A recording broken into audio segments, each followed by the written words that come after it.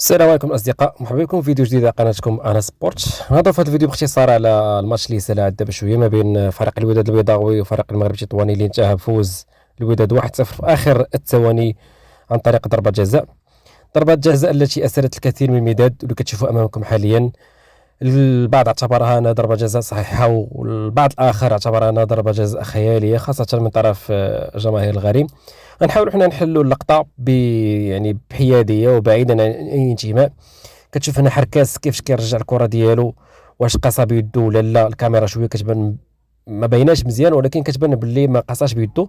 نحاولوا اننا نزوميو على اللقطه هذه كيف ما كتشوفوا، يعني ما قاصاش بيدو، يعني هنا ما كاينش واحد لمسه يد.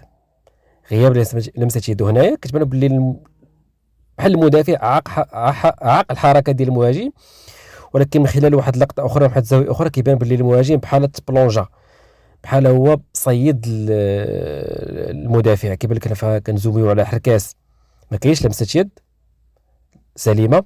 هنا هاد اللقطه هذه اللي كتبان لكم باللي المهاجم تبلونجا بحال هو يعني لصق في المدافع ديال اتلتيكو تطوان وتلاح.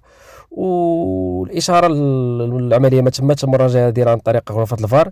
ربما هنا تيبان باللي المدافع بحال جر شويه، ولكن في لقطه اخرى كيبان بحال المهاجم هو اللي تلاح.